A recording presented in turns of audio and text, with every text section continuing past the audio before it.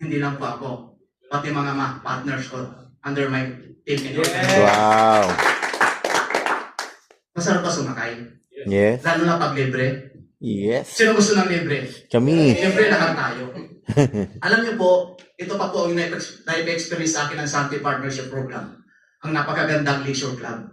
Together with our team captain, Mentor Francis Agadano, sa mga leaders, partners po namin, talagang nag-enjoy po kami dyan. Okay? Mukha bang boss? You know. Masarap mo ma-experience yan? Yeah. Sino gusto maging boss? Kami. Gusto maging boss? Siyempre lahat tayo. Ganyan po kaganda yung opportunity dito kay Santi Partnership Program. Ano pang naipa-experience sa akin? From second time around. Di ba? Mm-hmm. At ang banana boat. Sabi ko nga, I believe I can fly. You. Di ba?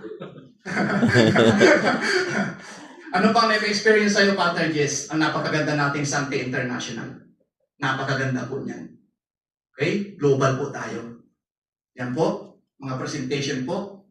At isa po tayo sa mga nag-present, ay nag-host, at iba pa. Napakaganda po ng Santi International Headquarters. Sino gusto makapunta dyan? Siyempre, lahat tayo. Okay? Siyempre, 2019, gumawa ko ng goals. Ayan po, na makikita nyo sa isang napakagandang screen. January 3, 2019, 10:23 a.m. May oras pa yan. Okay? Ano yung mga goals ko? Ito po yan. Totoo pala ay pag nag-set ka ng goals, magkatotoo. At saka yung roadmap to success talaga. At saka naging franchisee rin na rin po tayo dito kay Santi. Wow. At gusto mo seryoso yung business, kaya umatid pa ako ng training. Yan po.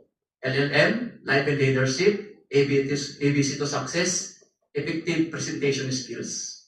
Kung mahihain ka po, i-develop dito yung self-confidence mo.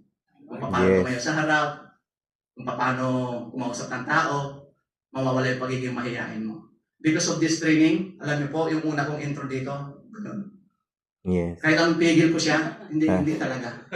Oo, ganun dati, nung una kong magsalita. Si Mentor Jom naman gumaganon. Iba yung experience, diba? Pag first time. Yes. Alam niyo po, doing this Santi Partnership Program na develop po tayo. Yes. Sabi nga nila, Yes. ano niyo po yan? Sabi nga nila, never stop learning because life never stop teaching. Hanggat buhay po tayo, kailangan natin matuto. Tama. Right? Nag-self-training din po ako. Yung marketing plan, mano-mano, Mentor Francis, araw-araw nag-marketing plan, iniiwan sa likod ng mga produkto ko para pag duty ko, kita ko ako naman mag-marketing plan.